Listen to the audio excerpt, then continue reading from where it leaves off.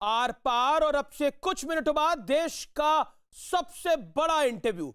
जगत प्रकाश नड्डा बिहार से लेकर बंगाल तक, बंगाल से लेकर महाराष्ट्र तक और टीआरपी तक क्या बोले हैं जेपी नड्डा, कुछ देर में आपको दिखाएंगे। लेकिन जेपी नड्डा ने एग्जैक्टली टीआरपी पे क्या बोला है, चैनल्स की टीआरपी पे, इंटरेस्टिंग है, सुनते हैं।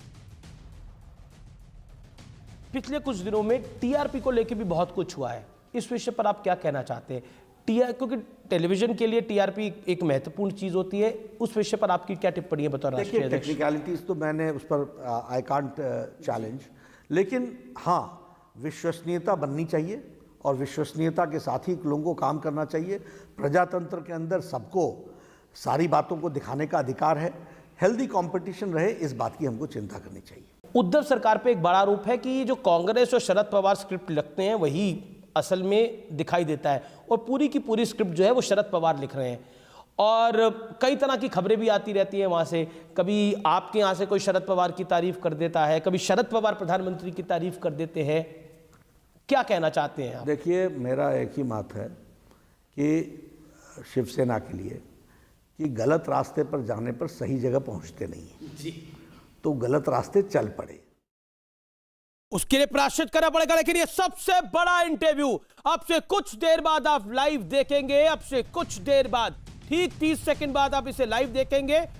ये सबसे बड़ा इंटरव्यू जिसपे काफी सारे मुद्दों पर जेपी नड्डा ने बोला है, कई बड़ी बड़ी बातें बोली हैं। अब से कुछ मिनटों बाद बिहार से लेकर बंगाल की सियासत का हाल और महाराष्ट्र की बात आप देखेंगे। ये सबसे बड़ा इंटरव्यू अब से कुछ सेकंड्स बाद लाइव। भरोसा बना रहना चाहिए टीआरपी मुद्दे पर, यह बोले जेपी नड्डा। बीजेपी अध्यक्ष का यह सबसे बड़ा इंटरव्यू अब से कुछ देर बाद देखिए जेपी नड्डा का यह एक्सक्लूसिव, सुपर एक्सक्लूसिव इंटरव्यू। नमस्कार, मैं हूं अमीश देवगन और आप देख रहे हैं न्यूज़ 18। और आज हमारे साथ बात करने के लिए है एक बड़ी शख्सियत। मेरे साथ मौजूद हैं भारतीय जनता पार्टी के राष्ट्रीय अध्यक्ष जगत प्रकाश नड्डा। बिहार में चुनाव है, बंगाल की भी बात है, कोरोना की भी बात है और साथ ही साथ बात होगी महाराष्ट्र की भी। तो देश के सीने में जो जो सवाल है, यानी आपके सीने में जो जो सवाल हैं, आज उन तमाम सवालों का जवाब देंगे जगत प्रकाश नड्डा, भारतीय जनता पार्टी के राष्ट्रीय अध्यक्ष। नड्डा जी, आपका अभिनंदन है। नमस्कार। नमस्कार। और 2 गज की दूरी, मास्क भी है जरूरी। और मेरा निवेदन है कि आप अपने मास्क को उतार लीजिए अब, क्योंकि बिहार में चुनाव चल रहा है और आप कई सारी रैली में भी गए। पहले चरण का मतदान लगभग हो चुका है। लेकिन इंटरेस्टिंग बात यह है व्यूअर्स कि जगत प्रकाश नड्डा साहब ने अपनी छात्र राजनीति की शुरुआत भी बिहार से ही करी थी। पटना विश्वविद्यालय में आपके पिता भी थे। मैं आपसे जानना चाहता हूं कि आपका बड़ा पुराना रिश्ता है बिहार से और इस बार आपके सिर पे जिम्मेदारी भी है उधर सरकार बनवाने की। जी बिल्कुल। एहसास क्या है, पब्लिक की नब्ज क्या है? देखिए, जहाँ तक पब्लिक का सवाल है, बिहार की जनता बहुत ही जागरूक जनता है, अपने भविष्य को सुरक्षित करना जानती है जी।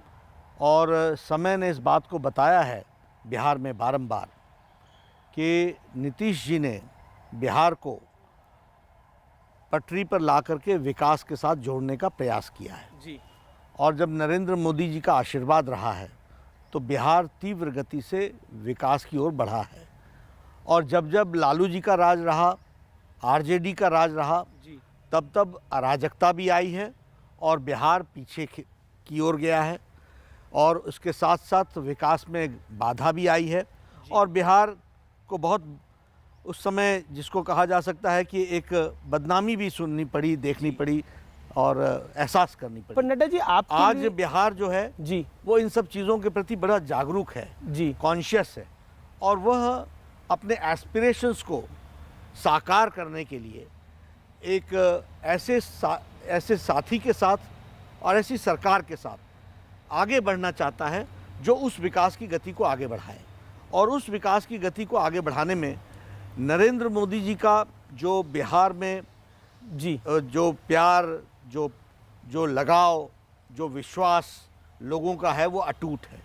और साथ में नीतीश जी का ग्राउंड लेवल पर मोदी जी के द्वारा किए गए विकास कार्य को इम्प्लीमेंट करने में इनका भी एक बहुत बड़ा योगदान है। And he is considered to be a serious leader who implements things in letter and spirit. क्योंकि आपकी स्कूलिंग भी पटना से हुई, आप पटना में काफ़ी आपने स्टूडेंट पॉलिटिक्स, छात्र राजनीति भी करी, तो क्या वाकई आपको लगता है कि इस कनेक्ट का भी बिहार में आपको कुछ फ़ायदा मिल रहा है जब आप ज़मीन पर उतर रहे हैं, या फिर आपको लगता है कि ये आपके लिए थोड़ी ज़्यादा मुश्किल है?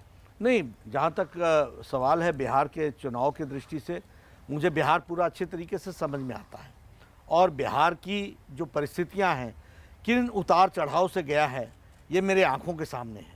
इसलिए मुझे वो लोगों को समझाने में ना दिक्कत होती है, क्योंकि मुझे कोई उदाहरण की ज़रूरत नहीं है, मुझे कोई पढ़ने की ज़रूरत नहीं है, मुझे कोई उसके इतिहास में जाने के लिए किसी से कोई ट्यूटर लेने की ज़रूरत नहीं है। मेरे आंखों के सामने गुजरा हुआ सारा है और मैं उनको, उस सारी चीज़ों को मैंने महसूस किया है। इसलिए जहाँ तक बिहार का सवाल है और बिहार के लोगों का सवाल है, वो भी जानते हैं मुझे कि इस छात्र राजनीति मैंने वहाँ की, शुरुआत मेरी वहाँ हुई और उसके साथ साथ मैंने वहाँ के आंदोलन में अपने आप को पार्टिसिपेट किया। वहाँ के सभी लोग मेरे साथ, हर पॉलिटिकल पार्टी के लोग मेरे से परिचित हैं। क्योंकि हमने स्टूडेंट पॉलिटिक्स की बात करी, जब हम एक एग्ज़ाम देते हैं तो कई बार लगता है कि ये जो 10वीं का एक पेपर था वो 11वीं से थोड़ा ज़्यादा मुश्किल था, या कई बार लगता है 12वीं का जो पेपर है वो 11वीं से ज़्यादा मुश्किल है। तो मैं आपसे जानना चाहता हूँ, जगत प्रकाश नड्डा के लिए पर्सनल लेवल के ऊपर ये इम्तिहान, बिहार के चुनाव कितना महत्वपूर्ण है? क्योंकि अब आप अध्यक्ष हैं भारतीय जनता पार्टी के, आप पे जिम्मेदारी है भारतीय जनता पार्टी की सरकार वहां बनवाने की, एनडीए की सरकार वहां बनवाने की। इसलिए मैं आपसे ये सवाल पूछ रहा हूं क्योंकि कहीं ना कहीं 15 साल का शासन हो चुका है। एक तरह से 15 साल के शासन के बाद कोई सरकार रिपीट होना बड़ा कठिन हो जाता है। देखिए, जहाँ तक कोई भी चुनाव का सवाल है, मैं हर चुनाव को चुनाव की तरह लड़ता हूँ जी। और शायद अमित शाह जी के ही नेतृत्व में ज़्यादातर प्रदेशों का चुनाव प्रभारी मैं रहा हूँ और जो उनके कंधों पर जिम्मेवारी होती थी, मैं उससे कम अपने कंधों पर जिम्मेवारी नहीं समझता था। और आज भी जब मैं अध्यक्ष बना हूँ तो मैं बराबर की जिम्मेदारी समझता हूँ अपने कंधों पर। इसलिए यह चुनाव भी एक चुनाव की तरह मैं देख रहा हूँ। आपने अमित शाह जी की बात करी, तो अमित शाह एक बड़े सक्सेसफुल अध्यक्ष रहे भारतीय जनता पार्टी के, और 2019 में अमित शाह की रणनीति की वजह से और नरेंद्र मोदी जी का चेहरा था, इसमें कोई दो राय नहीं है, एक बड़ी जीत भारतीय जनता पार्टी ने हासिल करी। अब आप अध्यक्ष हैं और कहीं ना कहीं मुकाबला अमित शाह से करा जाता है, आप स्वयं ना करें लेकिन आप एक आंकलन में करा जाता है। तो क्या आपको लगता है कि वाकई ये जिम्मेदारी बहुत बड़ी है? मैं काम की तरफ ध्यान रखता हूँ और चुनाव को चुनाव की तरह लड़ रहा हूँ जी। इसलिए अपनी जिम्मेवारी को बखूबी निभाऊंगा और पूरी ताकत के साथ निभाऊंगा, इसकी चिंता करूंगा। तो अमित शाह जी से सलाह लेते रहते हैं? बिल्कुल, मैं कोऑपरेटिव तरीके से काम करता हूँ, सबका साथ लेकर के काम करता हूँ जी। और हमारे यहाँ काम करने का तरीका भी यही है कि हम सभी साथियों को अपने साथ लेकर के चलते हैं। इसलिए मैं ये कह सकता हूँ कि जहाँ तक चुनाव का सवाल है, एक टीम स्पिरिट में हम लड़ते हैं और सबका साथ लेते हैं और उनकी जो पॉलिटिकल विजडम है जी, उसका हम पूरा उपयोग भी करते हैं और हर छोटी बड़ी बात में हम उनके साथ परामर्श भी करते हैं और ये आज से नहीं कर रहे हैं। तो इस इक्वेशन को आप कैसे डिफाइन करते हैं, अमित शाह जी और आपकी जो इक्वेशन है? बहुत अच्छी इक्वेशन है और आज की नहीं है। युवा मोर्चा में हम सब साथ थे, जब मैं राष्ट्रीय अध्यक्ष था तो भी वो युवा मोर्चा में थे और वरिष्ठ पदाधिकारी थे। हम सब लोग एक साथ मिलकर के काम करते हैं। जब वो राष्ट्रीय अध्यक्ष बने तो मैं उनके साथ महामंत्री रहा हूँ और मैं उनके द्वारा दिए गए काम की जिम्मेवारी निभाता रहता हूँ। कम्युनिकेशन, डायलॉग, अंडरस्टैंडिंग, ये सब चीज़ें हमारी पार्टी में एक रीति नीति में बसी हुई चीज़ें हैं, एक जिसको हम कहते हैं हमारे सिस्टम्स में ये है। इसलिए इस सिस्टम्स में से जो निकले हुए हम लोग हैं, उनके बीच में ये सब छोटी बड़ी बातों का परामर्श होना और सबके परामर्श को अपने साथ जोड़ करके चलना, यह एक हमारे परंपरा रही है और उसको मैं भी निभा रहा हूँ। आप एक इंटरेस्टिंग एनेक्डोट भी करते हैं कई बार बैटिंग ऑर्डर का, और उस पर आप क्या कहना चाहते हैं? देखिए, उस पर मेरा ये कहना है कि अमित शाह और अपनी इक्वेशन के बारे में मेरा ये कहना है कि अगर मैं क्रिकेट की बात करूं जी, तो कोई कैप्टन बदल जाता है या कैप्टन बनता है तो उसका बैटिंग ऑर्डर नहीं बदलता, बैटिंग ऑर्डर अगर वो मिडिल ऑर्डर बैट्समैन है तो वो ओपनर नहीं बन जाता। उसी तरीके से फुटबॉल में जी कोई अगर सेंटर फॉरवर्ड खेलता है और कोई फुल बैक पे खेलता है तो वो अगर फुल बैक कैप्टन बन जाए तो वो सेंटर फॉरवर्ड में जाकर के खेलता नहीं है। जी इसलिए हमारे पार्टी में भी कैप्टन बदल सकते हैं, लेकिन उनके कार्यशैली और कार्य के अनुसार जो काम दिया जाता है वो उसी तरीके से काम करते हैं। अमित शाह हमारे सेंटर फॉरवर्ड पहले भी थे, आज भी हैं। अमित शाह जी हमारे बैट्समैन ओपनिंग रहे हैं, वो वैसे ही हैं। कुछ लोग मिडिल ऑर्डर बैट्समैन होते हैं, लेकिन कलेक्टिव स्पिरिट में हम खेलते हैं। चलिए, बाकी की बात हम अंदर बैठ के करेंगे। तो जगत प्रकाश नड्डा से हमारी ये बातचीत जारी रहेगी। नड्डा जी, मेरा अगला सवाल आपसे ये है कि आपकी रैलीज को मैंने देखा, आपके भाषणों को मैंने सुना, आप लगातार बिहार के चुनाव प्रचार में महागठबंधन पर निशाना साध रहे हैं। आप कह रहे हैं कि ये अपवित्र रिश्ता है, ये अस्वाभाविक गठबंधन है, क्यों? देखिए, जब मैं ये कहता हूँ कि ये अस्वाभाविक रिश्ता है, वो इसलिए कि जिस तरीके का गठबंधन है जी, उस गठबंधन में कोई भी चीज़ सिवाय इसके कि सत्ता पाने की लोलुपता है, सत्ता पाने की इच्छा है, इससे ज़्यादा और कुछ नहीं है। देखिए, अगर मैं आरजेडी की बात करूं तो उनका कैरेक्टर अराजकता का रहा है, उनका पास्ट अराजकता का रहा है, और वह कोई बिहार में ऑर्डर लाएंगे, law and order situation improve करेंगे, ऐसा कदापि नहीं जी। अगर मैं बात करूं माले की, मार्क्सिस्ट लेनिस्ट की, तो उनका भी जो एटीट्यूड रहा है वह समाज में विध्वंस का रहा है, और वह विचारधारा से भी विध्वंस का रहा है। वह भी कोई बिहार को आगे ले जाने की बात करेंगे, ऐसा नहीं है। जहाँ तक कांग्रेस का सवाल है, इनको तो येन केन प्रकारेण सत्ता में आने की इच्छा है, और आज दिक्कत ये हो गई है कि यह मोदी जी का विरोध करते करते ये देश का विरोध करने लगे हैं। सारा देश कोरोना में मोदी जी की तारीफ कर रहा है, सारे देश, दुनिया तारीफ कर रही है। वर्ल्ड हेल्थ ऑर्गेनाइजेशन ने कह दिया, यूएन के सेक्रेटरी जनरल ने कह दिया कि बहुत अच्छा मैनेजमेंट हुआ है, और देश को तो दिशा दी ही है, दुनिया को भी दिशा दी है प्रधानमंत्री जी के कोविड मैनेजमेंट पे। लेकिन राहुल गांधी पाकिस्तान की डफली बजा रहे हैं, शशि थरूर पाकिस्तान की डफली बजा रहे हैं। हमारे कांग्रेस और आरजेडी कह रहे हैं कि देखिए, भारतीय जनता पार्टी के पास विजन नहीं है कोई, जेडीयू के पास तो कोई विजन नहीं है, और इसीलिए ये पाकिस्तान की बात कर रहे हैं, ये मुद्दों को डिरेल करने की बात कर रहे हैं। प्रधानमंत्री भी धारा 370 की बात कर रहे हैं, ये नहीं बता रहे कि 15 साल में उनके शासन ने क्या किया। आपने भी अपनी एक रैली में बोला कि ये पाकिस्तान की तारीफ करते हैं, आपने राहुल गांधी और शशि थरूर का जिक्र करते हुए कहा। देखिए, दोनों इश्यूज़ कहते हैं, मैं सब बातें करता हूँ। मैं अपने भाषण में 1,25,000 करोड़ रुपए बिहार का पैकेज जो 2015 में अनाउंस किया था जी, उसके मैं आंकड़े गिनाता हूं कि 1,25,000 करोड़ के ऊपर 40,000 करोड़ और दिया है। तो आपकी हम विकास के बारे में भी पूरी बात अच्छे से समझाते हैं, लेकिन बिहार भारत का राज्य है, और बिहार के लोग राष्ट्रवादी तरीके से सारी चीज़ों को सोचते समझते रहे हैं। उनके लिए धारा 370 भी उतना ही महत्वपूर्ण है, उनके लिए राम जन्मभूमि भी उतना ही महत्वपूर्ण है, उनके लिए नेशनल एस्पिरेशंस भी उतना ही महत्वपूर्ण है, और उन्होंने इस पर हमारे को सपोर्ट किया है। इसलिए यह विषय भी उन तक पहुंचाना, इसकी डिलीवरी करना। कौन सा बिहार का बच्चा था जिसने नहीं कहा कि एक देश में 2 निशान, 2 विधान, 2 संविधान नहीं चलेगा? और उनको ये क्यों नहीं बताना कि अब देश में 1 विधान, 1 प्रधान, 1 संविधान हो गया है मोदी जी के नेतृत्व में?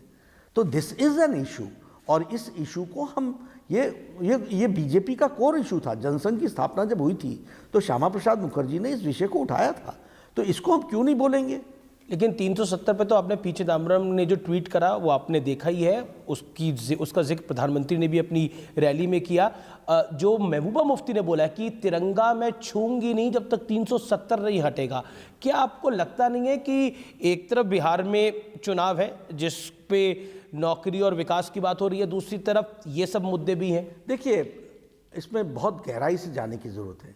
कांग्रेस ये महबूबा मुफ्ती और चिदम्बरम पे आप क्या कहते हैं? कांग्रेस इन विषयों को, और पी चिदम्बरम हो चाहे महबूबा मुफ्ती हो, ये इलेक्शन के टाइम ये इश्यूज क्यों उठाते हैं? इनका उद्देश्य क्या है? इनका उद्देश्य वोट बैंक की राजनीति करना है।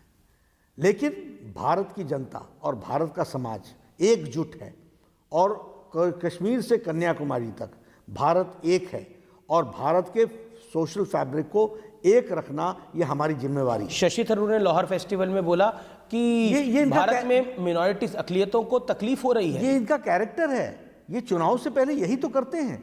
इनको इनके पास कोई इशू नहीं है, देश को आगे बढ़ाने के लिए कोई इशू नहीं है इनके पास। इन्होंने देश को बांट के ही इतने साल राज किया। वो कहते हैं कि हमारे और मोदी जी ने भारत की राजनीति का चाल चरित्र और संस्कृति बदल डाली है। अब रिपोर्ट कार्ड की संस्कृति हो गई है, विकास की संस्कृति हो गई है। तो तेजस्वी यादव आप लोगों से आपकी रिपोर्ट कार्ड मांग रहे हैं। वो कह रहे हैं कि Bharatiya Janata party report card दे, प्रधानमंत्री रिपोर्ट कार्ड दे, जेपी नड्डा रिपोर्ट कार्ड दें, अमित शाह रिपोर्ट कार्ड दें आकर कि 15 साल में क्या कुछ हुआ है। ऐसा है, you can bring horse near the water, you can't force him to drink. आप किसी की आंखें ठीक कर सकते हो, विजन नहीं दे सकते हो। वो कह रहे मैं 10 लाख नौकरियां दूंगा। वो तो मैंने तो उनसे पूछ लिया कि 10 लाख नौकरी आप कैसे दोगे, और आपने 10 लाख से ज्यादा तो आपके पिताजी ने पलायन करा दिया है बिहार से। इस पर आप माफी क्यों नहीं मांगते बिहार की जनता से? आपको बिहार की जनता से माफी मांगनी चाहिए। आज आप तैयार होकर के 10 लाख नौकरी की बात कर रहे हो, 10 लाख से ज्यादा आपके समय में लोग पलायन करके गए हैं बिहार से। क्या जवाब है आपके पास? और आपके पिताजी इसको यूएसपी समझते थे, और अगर वो गलत थे तो बेटा माफी मांगे ना। क्यों नहीं माफी मांगी अभी तक आप? पर तेजस्वी को और ग्राउंड पे ऐसा लग रहा है कि कहीं ना कहीं नौकरियों का मुद्दा जो है वो कहीं ना कहीं एक पकड़ दिखा रहा है पब्लिक के बीच में। और नीतीश का जो 15 साल का शासन है, क्योंकि 15 साल की गवर्नेंस के बाद एक एंटी इनकम्बेंसी हो जाती है, उसका नुकसान आपको हो सकता है। यानी आपकी गठबंधन। देखिए, बिहार का एक एक व्यक्ति विकास को उसने महसूस किया है। आप किसी भी शहर में चले जाइए, फ्लाईओवर बन रहे हैं, फ्लाईओवर बन गए हैं, ओवर ब्रिजेस बन रहे हैं, हाईवेज बन रहे हैं। कोई ऐसा बड़ा छोटा शहर नहीं है जो हाईवे से कनेक्टेड नहीं है। इसलिए लोगों को विकास दिखा है। लोगों को यह भी दिखा है कि स्कूल की बच्चियां पोशाक पहन करके, स्कूल ड्रेस पहन करके, साइकिल पर बैठ करके वो स्कूल जा रही हैं। ये बच्चियों का स्कूल जाना ही नहीं है, ये बिहार की महिलाओं का, बहनों का सम्मान है, जो एक बदलता बिहार को दिखा रहा है। और ये सब लोग जानते हैं। और जहां तक तेजस्वी का सवाल है, ये इलेक्शन के समय के राजनीतिक प्राणी हैं। मैं आपसे पूछता हूं, 2019 में इनकी विधानसभा में इनकी हाजिरी दिखा दीजिए, लीडर ऑफ ऑपोजिशन थे। इनका बजट सेशन में हाजिरी दिखा दीजिए, नॉट ए सिंगल डे। इसलिए ये पॉलिटिकल टूरिस्ट हैं, चुनाव के समय आते हैं, भाषण देते हैं, लुभावने नारे देते हैं, लोगों को बरगलाने की कोशिश करते हैं। एक फिक्स्ड तरीके के लोग हैं जो इनके सपोर्ट में आते हैं, और उसके बाद चुनाव हारने के बाद। आपने इंटरेस्टिंग बोला, एक फिक्स्ड तरीके के लोग हैं जो इनके समर्थन में आते हैं। प्रधानमंत्री ने भी एक रैली में कहा, प्रधानमंत्री ने कहा कि कहीं ना कहीं ये लोग नौकरी की बात कर कर उससे पैसा कमाने की बात करते हैं। देखिए, मैं फिर कहना चाहता हूं कि यह लोगों को बरगलाने का, गुमराह करने का हमेशा योजना बनाते हैं। इनके हाथी के दांत खाने के और हैं और दिखाने के और हैं। ये हमेशा लोगों को बरगला करके, गुमराह करके, वोट ले करके अपना राजनीतिक स्वार्थ सिद्ध करने की कोशिश करते हैं, और जब वो सिद्ध नहीं होता है तो वापस चले जाते हैं। तेजस्वी यादव ने हाल ही में एक भाषण दिया कि जब लालू यादव का राज था, मैं उनके शब्दों में बोल रहा हूं, आपके जब लालू यादव का राज था तो गरीब बाबू साहब के आगे सीना तान के चलता था। देखिए, इससे आप क्या मतलब? देखिए, सामाजिक न्याय और समाज में सब लोगों को बराबर का दर्जा मिले, ये आवश्यक भी है, और इसके लिए भारतीय जनता पार्टी कमिटेड भी रही है, सबका साथ, सबका विकास, सबका विश्वास लेने में। लेकिन हम चुनाव में इन भाषाओं को बोल करके समाज को विभाजित नहीं करते, समाज को खंडित नहीं करते, क्योंकि 1990 इनका उद्देश्य समाज को खंडित करने का है, इनका उद्देश्य समाज में द्वेष पैदा करने का है। हमारा उद्देश्य सामाजिक न्याय लाने का है, सबका साथ, सबका विकास, सबका विश्वास लेने का है। क्योंकि लालू यादव ने 1990 में नारा दिया था भूरा उसका बाल कारण है, साफ करो। देखिए मैं आपको फिर बताऊंगा, यानी भूमियार, राजपूत, ब्राह्मण, इन्होंने कास्ट लाइन पर ही समाज लाला यानी कास्ट, इन्होंने कास्ट लाइन पर ही समाज को डिवाइड करके राज करने का प्रयास किया है। विकास इनका एजेंडा कभी नहीं रहा है। क्या ये न इनका एजेंडा रहा है, न ही इनको विकास में विश्वास है। क्या आपको मैं बताऊं, आरजेडी अपनी स्ट्रेंथ, लालू प्रसाद यादव कहते थे कि सड़क आ जाएगी तो तुम लोगों के पास पुलिस पहुंच जाएगी, ये उदाहरण देते थे। तो आप समझ सकते हैं कि किस तरीके से इन्होंने बिहार को पिछड़ेपन के साथ जोड़कर रखा है।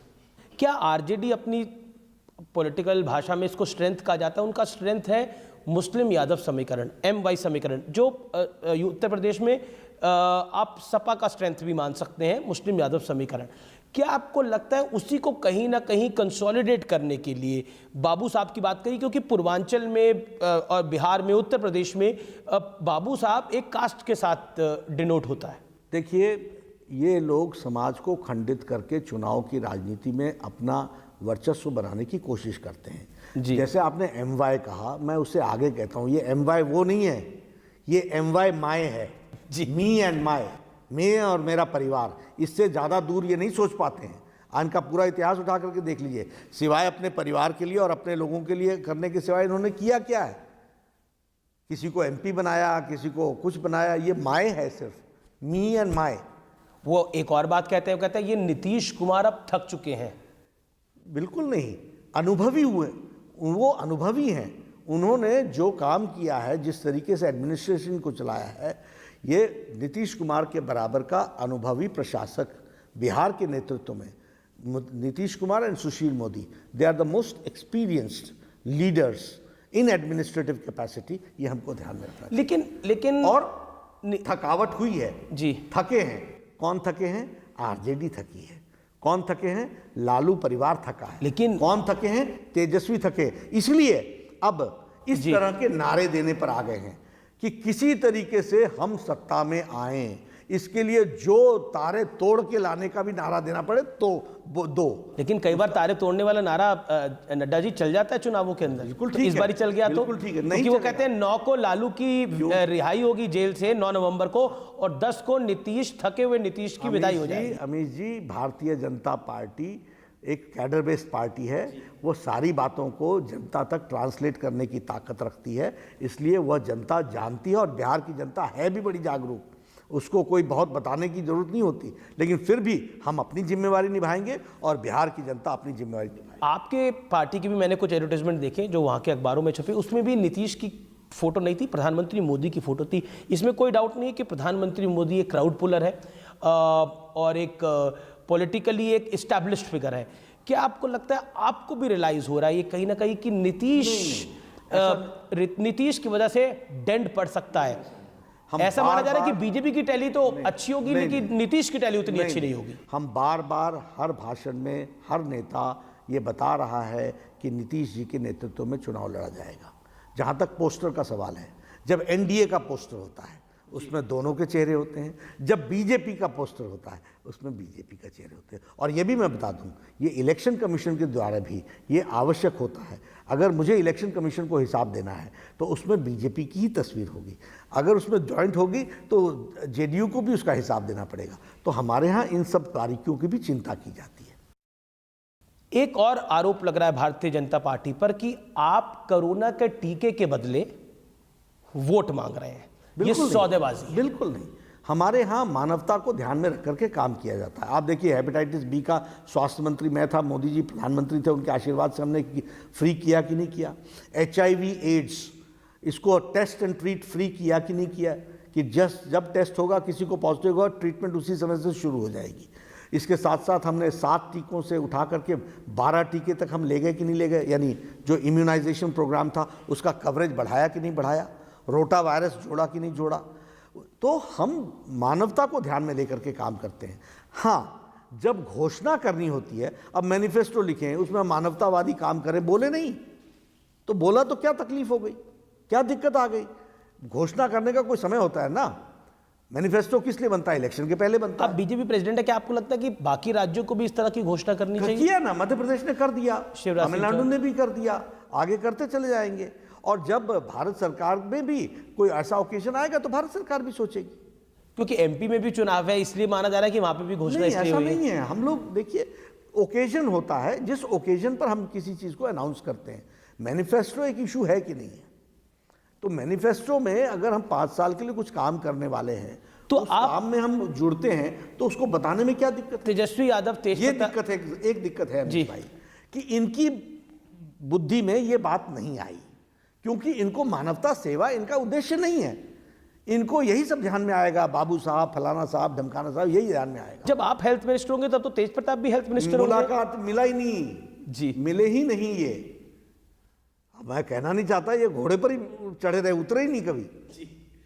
तो डेंगू के विषय था, बाकी सारे विषय, हाँ उस समय तो डेंगू का बड़ा विषय आया था।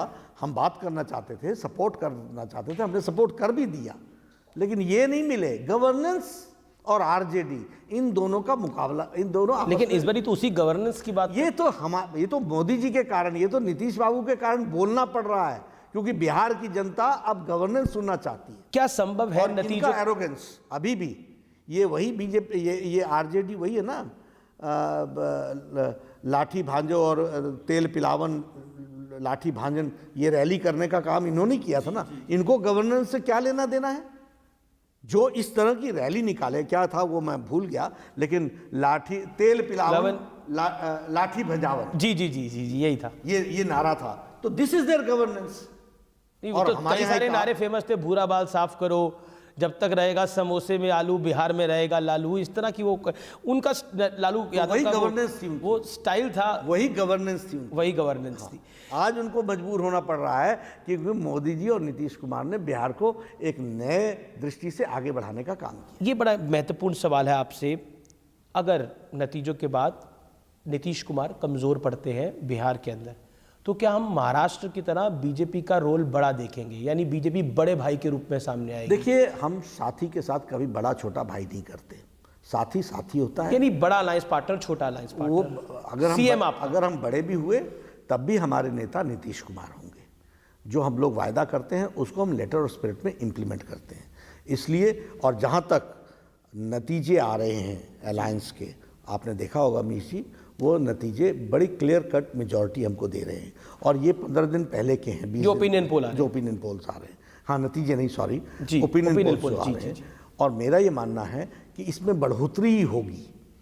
और नीतीश जी की, अब कह रहे हैं ऐसा फिलहाल कुछ नहीं है, क्योंकि ये कन्फ्यूजन इसलिए हुआ माननीय नड्डा जी, ये कन्फ्यूजन इसलिए हुआ क्योंकि चिराग पासवान जो कि एलजेपी के अब अध्यक्ष हैं, राष्ट्रीय अध्यक्ष, उन्होंने कहा कि मैं नरेंद्र मोदी का तो हनुमान हूं और नीतीश कुमार को मैं सीएम देखूंगा नहीं, और अगर हमारी सत्ता में भागीदारी हुई तो मैं नीतीश को जेल भेजूंगा। देखिए, मैं फिर कहता हूं, भारतीय जनता पार्टी अपने अलायंस पार्टनर के साथ ईमानदारी और पूरी शिद्दत के साथ चुनाव लड़ती है। हमारे अलायंस पार्टनर्स हैं बीजेपी, जनता दल यूनाइटेड, हम पार्टी और वीआईपी पार्टी। और हम यही 4 लोग, यही 4 पार्टियां के लिए कैंपेन भी कर रहे हैं और यही जीतेंगे, यही लोग आएंगे। कुछ डिविजिव फोर्सेस डिवाइड करने के लिए और कंफ्यूजन करने का प्रयास कर रही हैं, लेकिन भारतीय जनता पार्टी का काडर और भारतीय जनता पार्टी का वोटर और जनता दल यूनाइटेड का वोटर और हम पार्टी का वोटर और वीआईपी पार्टी का वोटर बड़ा डिसिप्लिन्ड है, इसलिए वह ऐसे झांसे में तो चिराग पासवान कहते हैं मेरे सीने में तो प्रधानमंत्री मोदी है, मैं मोदी का हनुमान हूं, और दूसरी तरफ ये बात करते हैं, क्या आपको लगता नहीं है इससे आपके वोटर्स में कंफ्यूजन हो? नहीं हो, क्योंकि हम बड़े स्पष्ट हैं और भारतीय जनता पार्टी डिसिप्लिन्ड कार्डर फोर्स है और वोटर भी वैसा ही है। अगर थोड़ा इसलिए हमारे को वोट ट्रांसफर करने की कैपेसिटी हमारी है। अगर चुनाव के अगर नतीजों के बाद नंबर थोड़ा कम पड़ता है तो चिराग पासवान से समर्थन लिया जा सकता है? हाइपोथेटिकल हम होते नहीं और ओपिनियंस भी नहीं कहते हैं कि हम हाइपोथेटिकल हो जाएं। हमारे को क्लियर कट मेजॉरिटी आ रही है, 2/3 मेजॉरिटी की तरफ हम बढ़। मैं आगे आपसे नंबर भी लूंगा, लेकिन अब मैं बंगाल की तरफ चलता हूं। बंगाल में आप कह रहे हैं कि दीदी का जो किला है, ममता दीदी का जो किला है, वो ध्वस्त करने में आप सफल होंगे, लेकिन बंगाल में एक बड़ा मुद्दा है, बिहार से बिल्कुल सटा हुआ है।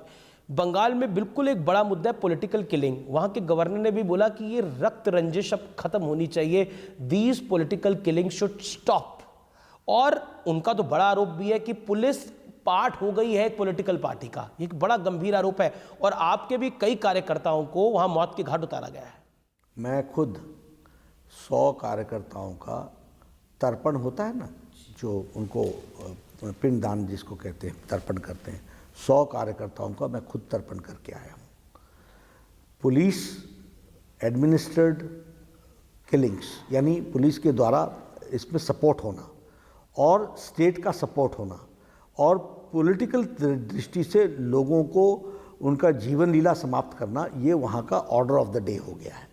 ये सब लोग जानते हैं, लेकिन भारतीय जनता पार्टी का कार्यकर्ता फिर भी तैयार बैठा है।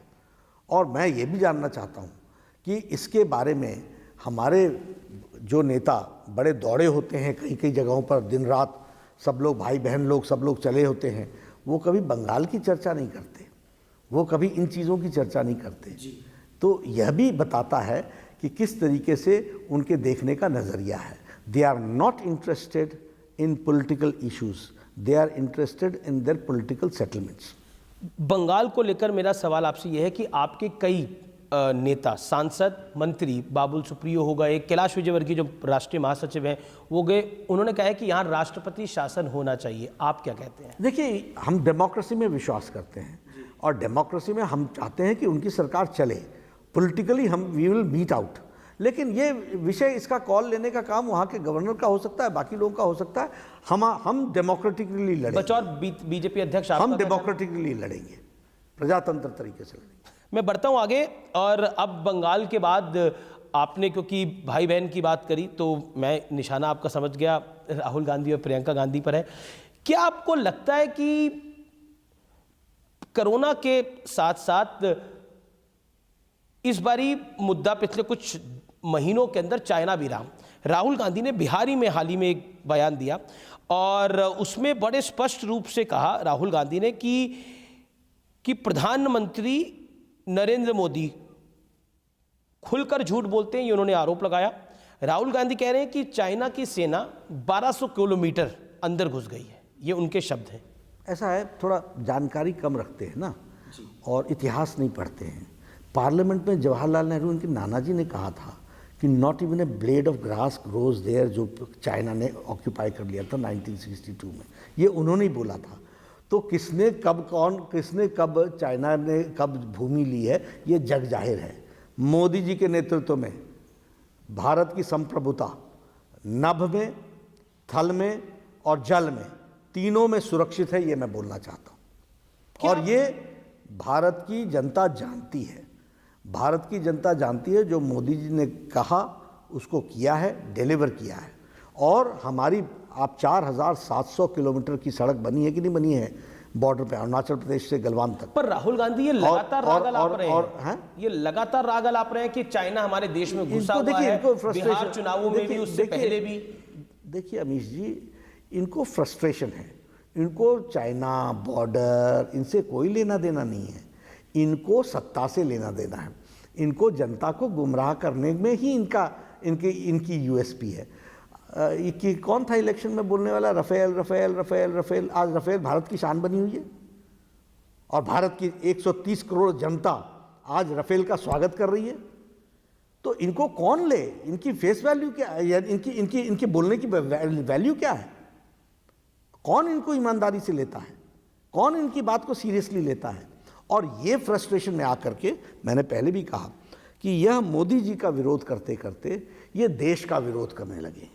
ये मोदी जी का विरोध करते करते पाकिस्तान की तारीफ करने लगे हैं और भारत को कटघरे में खड़े करने लगे। उमर अब्दुल्ला ने तो यहाँ तक बोल दिया कि अगर कह रहे हैं कि 370 सिर्फ चीन ही वापस दिला सकता है, यहाँ तक उन्होंने बयान दिया। यही तो ये फ्रस्ट्रेशन है, दिस इज फ्रस्ट्रेशन। देखिए, लीडर की पहचान, चाहे कांग्रेस हो, चाहे तेजस्वी हो, चाहे उमर अब्दुल्ला हो, चाहे बाकी हो, हम लंबे समय तक अमीर जी विपक्ष में रहे हैं जी। हम फ्रॉम माई यंगर डेज, और हमारे को खोने के लिए सब कुछ था, पाने के लिए कुछ नहीं था। और हम कभी पाने के लिए नहीं गए, हम इश्यूज़ पर लड़े। और विपत्ति काल में जो आदमी बैलेंस रख सकता है वही राष्ट्रभक्त हो सकता है। ये नहीं होता कि जब आपको राजनीतिक दृष्टि से आप कहीं नुकसान में पड़ जाएं, राजनीतिक दृष्टि से आपको फ़ायदा न मिल रहा हो, तो आप देश विरोधी विषय को उठाने लग जाएं। तो ये आपके बैलेंस जो पॉलिटिकल मैच्योरिटी की आवश्यकता होती है उसकी कमी दिखती है। अब राहुल गांधी और इन सब की कमी दिखती ये है। जो राहुल गांधी और तेजस्वी यादव का पॉलिटिकल कॉम्बिनेशन है, मैं बिहार पर सवाल पूछ रहा हूं आपसे, क्या आप इसको कैसे आंकते हैं? क्योंकि कुछ राहुल नहीं गांधी है, कुछ नहीं है, राष्ट्रीय मुद्दे कुछ उठा रहे नहीं हैं, है। जनता ने नकार दिया है। जनता इनको घर बैठाने के लिए आतुर है। जनता इनको घर बैठाने के लिए तैयार है। ये बेचारे फ्रस्ट्रेशन के कारण यह लोग कोशिश कर रहे हैं कि किसी तरीके से कोई नारा, कोई इस तरीके से कोई लोगों को लुभाने का, कोई गुमराह करने का तरीका निकाला जाए। प्रधानमंत्री ने अपनी रैली में कहा कि तेजस्वी यादव जो है वो जंगल राज के युवराज हैं। क्या आपको लगता है कि भारतीय जनता पार्टी, प्रधानमंत्री भी, आप भी, अमित शाह भी, नीतीश कुमार भी कहीं ना कहीं उसी जंगल राज की बार बार याद दिला रहे हैं? मैं इसलिए कर रहा हूं क्योंकि ये जंगल राज क्या आप लोग डराना चाहते हैं? डराना नहीं चाहते। ये उनका कैरेक्टर है, ये ट्रेट है। इसके बगैर वो रह नहीं सकते। और इस ट्रेट से ये कभी निकले नहीं है। आपने विपक्ष का नेता बनाया ना, नीतीश जी ने इनके साथ सरकार चलाई ना, क्यों छोड़ी? क्योंकि आरजेडी का कैरेक्टर चेंज नहीं हुआ था जी। उसी तरीके से। और अभी भी देखिए क्या होता है, मैं अमीश जी बताना चाहता हूं, पॉलिटिक्स में और राजनेता के लिए रियलाइजेशन के बाद ही सुधार होता है। जब तक आप रियलाइजेशन रखने का दम नहीं रखते हो तब तक आप में सुधार नहीं होता। देश में एक और चुनाव है और वो है मध्य प्रदेश का चुनाव। मध्य प्रदेश के अंदर आपको क्या लगता है, क्योंकि कमलनाथ के जाने के बाद, शिवराज सिंह चौहान के आने के बाद पहली बार वो जनता के बीच जा रहे हैं, आपको लगता है उपचुनाव में आपकी पार्टी को जनता का आशीर्वाद मिलेगा? बिल्कुल मिलेगा, अच्छी तरीके से मिलेगा। और लोगों ने मन बना लिया है, नतीजे आएंगे। कमलनाथ कह रहे हैं कि ये भूखा नंगा क्या करेगा। कमलनाथ की पार्टी के एक कैंडिडेट ने कहा, कांग्रेस के कैंडिडेट ने कहा शिवराज सिंह चौहान के बारे में। देखिए मैं फिर वही बताता हूँ कि ये सारी चीज़ें क्या बताती हैं, ये सारी चीज़ें उनके पार्टी का कैरेक्टर बताती हैं जी। उनके पार्टी की सोच बताती है, उनके पार्टी का फ्रस्ट्रेशन बताती है और उनके बारे में उनका खोखलापन बताती है। मेरा अगला सवाल महाराष्ट्र के बारे में है। उद्धव सरकार पे एक बड़ा आरोप है कि जो कांग्रेस और शरद पवार स्क्रिप्ट लिखते हैं वही असल में दिखाई देता है और पूरी की पूरी स्क्रिप्ट जो है वो शरद पवार लिख रहे हैं। और कई तरह की खबरें भी आती रहती हैं वहाँ से, कभी आपके यहाँ से कोई शरद पवार की तारीफ कर देता है, कभी शरद पवार प्रधानमंत्री की तारीफ कर देते हैं। क्या कहना चाहते हैं आप? देखिए मेरा एक ही बात है कि शिवसेना के लिए कि गलत रास्ते पर जाने पर सही जगह पहुंचते नहीं हैं जी। तो गलत रास्ते चल पड़े। अब उनकी पार्टी का जो होगा वो हो के रहेगा। रही बात किसी की तारीफ करने की, किसी की तारीफ न करने की, ये मैं तो ये मानता हूँ कि पॉलिटिकल संस्कृति में अच्छी सभ्य भाषा का इस्तेमाल करना चाहिए, लेकिन इसके साथ साथ अपनी इश्यूज़, अपने कोर इश्यूज़ वो अनकॉम्प्रोमाइज रहने चाहिए। मैं आपसे सीधे तरीके से पूछता हूं कि जो आपने बोला कि शिवसेना गलत रास्ते पे चली गई, क्या अब सही रास्ते पे आएगी? ये उनका नज़रिया है। आपको क्या लगता है? नहीं, ये उनका नज़रिया। हमने तय कर लिया है कि भारतीय जनता पार्टी अकेले चल करके अगली सरकार अपने दम पर बनाएगी। और वो कब बनेगी? जब चुनाव आएंगे। बीच में हमारे तरफ से नहीं, हम बड़े स्पष्ट शब्दों में कहना चाहते हैं कि we are the sole opposition party today and we will become the sole ruling party tomorrow. मैं आगे बढ़ता हूं और आखिरकार आपको लगता है कि पिछले कुछ दिनों में देश की राजनीति जिस तरह से आगे बढ़ी है और वहां पर हमने कई सारे मुद्दों को देखा है, पॉलिटिकल डिस्कोर्स, क्योंकि हमने कमलनाथ का भी इमरती देवी वाला बयान देखा और उसके अलावा भारतीय जनता पार्टी के भी कुछ नेताओं के हम बयान देखते हैं, पॉलिटिकल डिस्कोर्स बहुत डाउन गया है और आरोप प्रत्यारोप का स्तर बहुत नीचे गिरा है हर तरफ से। देखिए मैंने पहले कहा कि फ्रस्ट्रेशन में कौन है? ऑपोजिशन। गाहे बगाहे आरोप लगाना और प्रधानमंत्री जी पर जिस तरह की टिप्पणी करना, ये किसने किया है? रिस्पॉन्सिबल लोगों ने किया है जो ऑपोजिशन में बैठे हैं। तो डिस्कोर्स किसने नीचे किया है? एक बात। दूसरी बात, हमारे यहाँ से यदि कोई इस तरह की टिप्पणी आती है, हम उसका बहुत सीरियस नोट लेते हैं।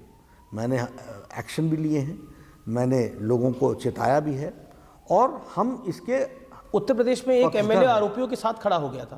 उसको उसी दिन बुलाया गया, उसी दिन बुला करके उसको सही शब्दों में समझा दिया गया है।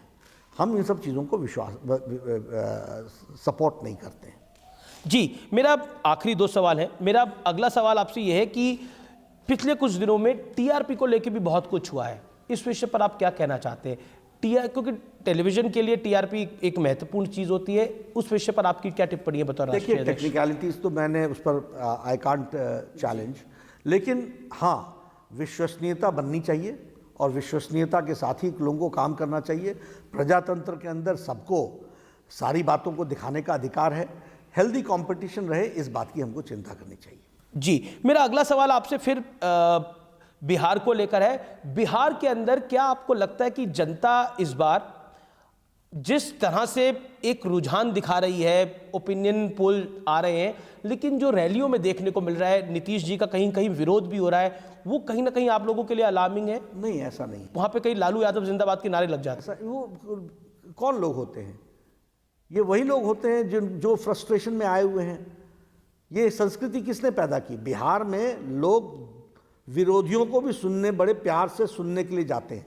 ये बिहार का कल्चर रहा है और ये बिहार का तौर तरीका रहा है। जनसंघ के लोग भी कांग्रेस को सुनने जाते थे, कांग्रेस के लोग भी अटल जी को सुनने आते थे। ये बिहार का तरीका रहा है। लेकिन ये सब जंगल राज के नमूने हैं। ये दीज आर दी सिम्टम्स कि आप किसी के रैली में जाकर के नारे लगाओ, तो ये दिखाने के तरीके हैं। और मुझे लगता है कि इससे नीतीश जी का कुछ नहीं घटता है, आरजेडी का कैरेक्टर पता चलता है। क्या कहना चाहते हैं आप किसान बिल पर? फिर मैं बताऊंगा कि जो ऑपोजिशन पार्टी है, विशेष करके कांग्रेस, यह फ्रस्ट्रेशन में आकर के इसने ऑपोजिशन के सारे तौर तरीके पर इनका विश्वास रह नहीं गया है। किसान नहीं आया है, पर पॉलिटिकल पार्टीज आई हैं विरोध में। उसी तरीके से मजदूर नहीं आया है, पॉलिटिकल पार्टीज आई हैं विरोध में। मजदूर मोदी जी के साथ खड़ा है। विपक्ष एक नारा लगा रहा है, किसान विरोधी नरेंद्र मोदी। हाँ, ये पार्टी करी ना, पॉलिटिकल पार्टी जो खुद अपने मैनिफेस्टो में लिखती है कि हम ये रिफॉर्म्स लाएंगे। ये बैंकरप्सी ऑफ माइंड इसको कहते हैं पॉलिटिकल पार्टी का। मानसिक दिवालियेपन का ये परिचायक है। 2019 के कांग्रेस के मैनिफेस्टो में साफ लिखा है कि हम फार्मर्स रिफॉर्म्स लाएंगे, हम मार्केट से फ्रूट्स वेजिटेबल्स को मंडी से आज़ाद करेंगे, हम अपना एसेंशियल कमोडिटीज़ एक्ट में 1955 को में परिवर्तन लाएंगे, हम कलेक्टिव फार्मिंग के लिए, कॉन्ट्रैक्ट फार्मिंग के लिए हम कानून लाएंगे। ये मोदी जी लेके आ गए, अब आप विरोध करने बैठ गए। पर आपके अलायंस पार्टनर भी इसको नहीं माना, शिरोमणि अकाली दल ने। हमने तो चाहा, वो हमारे साथ पार्ट एंड पार्सल थे। कैबिनेट में वो हमारे पार्ट एंड पार्सल थे, पार्लियामेंट में हमारे पार्ट एंड पार्सल थे। बाद में कांग्रेस के दबाव में आकर के वो चले गए, ये उनकी स्ट्रैटेजी। पार्टनर आपके दबाव में कांग्रेस के आ गए, वो आ गए ना, उनको लगा, ये उनका सोच है, हम किसी को मना नहीं कर सकते हैं। लेकिन जो हमने कहा वो हमने किया, हम नहीं खिसके हैं कहीं से। क्या क्योंकि हिमाचल, पंजाब के जो जॉइनिंग है, हिमाचल जहाँ से आप आते हैं वहाँ पे बीजेपी अपने बूते पर है, हरियाणा में अब अपने बूते पर है, क्या पंजाब में भी अपने बूते पे आएगी भारतीय जनता पार्टी? निश्चित रूप से, हम सारे देश में आने वाले हैं। क्या इस बार पंजाब में आप खुद चुनाव लड़ेंगे? ये तो हम उस समय तय करेंगे, लेकिन भारतीय जनता पार्टी धीरे धीरे सारे देश में आगे बढ़ने वाली है। अमित शाह जी ने कहा था कि अभी उत्कर्ष आना बाकी है, तो वो उत्कर्ष हम लाएंगे। और जैसे जैसे हम बढ़ेंगे, हमारे रेजिस्टेंस होना स्वाभाविक है। तेजस्वी यादव ने हाल ही में अपने एक भाषण में कहा है कि वो जो पढ़ाई है उसको मैथिली में कराएंगे। आप क्या कहना चाहते हैं इसमें? देखिए, हम लोगों ने तो भारतीय भाषा के बारे में, ये फिर इनके ज्ञान बहुत सीमित है, इनको जानकारियाँ नहीं रहती हैं। नेशनल एजुकेशन पॉलिसी में मीडियम ऑफ इंस्ट्रक्शन यह 7वीं तक 8वीं तक रीजनल लैंग्वेज में होगा, लोकल लैंग्वेज में होगा। ये नेशनल एजुकेशन पॉलिसी में बन चुका है। अब तो टास्क फोर्स बन रहे हैं कि इसको इम्प्लीमेंट कैसे किया जाए। तो हम तो इसके पक्षधर ही हैं। इतना ही नहीं, हमने मैनिफेस्टो में लिखा है कि हिंदी में इंजीनियरिंग कॉलेज, भारतीय भाषा में इंजीनियरिंग कॉलेज और मेडिकल की पढ़ाई भी होगी। तो हम तो इसके पक्षधर हैं। लेकिन ये टिटबिट्स उठाते हैं ना, क्योंकि पूरा पढ़ते नहीं है, जानकारी नहीं लेते हैं। नेशनल एजुकेशन पॉलिसी पढ़ी नहीं होगी इन्होंने, इनको मालूम नहीं है कि भारत कहाँ जा रहा है। आखिरी सवाल आपसे मेरा यही होगा कि भारतीय जनता पार्टी दुनिया की सबसे बड़ी पार्टी है, आपके अपने कार्यकर्ता भी बहुत हैं और आप बाहर से भी लोगों को ले रहे हैं। क्या आपको लगता नहीं, अभी आपने अपनी नई टीम भी बनाई है, एक बैलेंस क्रिएट करना थोड़ा कठिन हो जाता है जब आप बाहर के लोगों को भी आते ही पद दे देते हैं? मौजूदा कार्यकर्ताओं में, मौजूदा नेताओं में जो आपके मौजूदा हैं, कई दशकों से आपके साथ लगे हुए हैं, उनमें एक विरोध होता है इससे? बिल्कुल नहीं, हमारे यहाँ सब चीज़ें बहुत सोच समझ करके की जाती हैं। हमारे काडर को उनका नेचुरल ऑर्गेनिक ग्रोथ में कभी भी कोई रुकावट नहीं आती है और वो ऑर्गेनिक ग्रोथ से ही लोग वहाँ तक पहुँचते हैं, ऊंची ऊंची पदों पर पहुँचते हैं। और उसके साथ साथ भारतीय जनता पार्टी जब अपने बेस को बढ़ाती है तो दूसरी पार्टियों से भी लोग आते हैं, उनको भी अपने में समावेश करने की ताकत भारतीय जनता पार्टी रखती है। मेरा आखिरी सवाल आपसे यही कि लव जिहाद को लेकर आपको लगता है कानून आना चाहिए देश में? देखिए, ये काफ़ी सारे मुद्दे हैं। मुझे लगता है कि ये विषय और गहराई में चिंतन करने की ज़रूरत है। एक इंटरव्यू में इस पर मैं जवाब दूं ये उचित नहीं रहेगा। It needs a very broad wide spectrum में इस पर चर्चा होनी चाहिए। आपने बात करी और कोरोना के इस वक्त में आप भी स्वस्थ रहें। आपका बहुत बहुत शुक्रिया न्यूज़ 18 से बात करने के लिए, अपनी राय रखने के लिए, बेबाक बातचीत करने के लिए। तो ये थे जगत प्रकाश नड्डा। आपके, मुझे लगता है, दिल में जो भी सवाल होगा वो जगत प्रकाश नड्डा ने आज उसका जवाब दिया है। हाँ, मुझे ध्यान में आता है एक सवाल मैं पूछना भूल गया और मैं पूछ लेता हूं, क्योंकि दर्शकों ने, जब मैंने बोला कि मैं इंटरव्यू करने जा रहा हूं जेपी नड्डा का, तो उन्होंने मुझे बोला कि बॉलीवुड पर एक सवाल जरूर पूछेगा। वो है खास तौर पर जो ड्रग्स का केस आया उसको लेकर आप क्या कहना चाहते हैं, जिस तरह से वो पूरा मामला खड़ा हुआ। आखिरी पॉइंट आपका, ड्रग्स का जो बॉलीवुड में केस आया। देखिए, लॉ एंड ऑर्डर को मेंटेन करना ये हमारी जिम्मेवारी है जी। और इसको मेंटेन करने में कोई भी कोताही नहीं होनी चाहिए। और ये सिर्फ वही के ड्रग्स का विषय नहीं है, ये नेशनल सिक्योरिटी का विषय भी है। तो इसको इसी एंगल से देखने की जरूरत है। और एक और सवाल पूछा आपके हिमाचल के किसी प्रेमी ने पूछा कि जेपी नड्डा अपने हिमाचल वासियों को क्या कहना चाहते हैं? मैं सभी को, देशवासियों को कहना चाहता हूं कि आप निश्चित रूप, खासतौर पर हिमाचल के लिए मैसेज, आप निश्चित रूप से स्वस्थ रहें और स्वस्थ तरीके से चलें। हिमाचल प्रदेश देवभूमि जाना जाता है, देवताओं की भूमि जानी जाती है और वहाँ के सच्चे पक्के लोगों पर कोई हल्का कमेंट नहीं होना चाहिए। बहुत बहुत शुक्रिया। तो ये थे जगत प्रकाश नड्डा। जो सोशल मीडिया पे भी सवाल आए मैंने कुछ उठाए। आपका इस कार्यक्रम को देखने के लिए बहुत बहुत शुक्रिया। नमस्कार।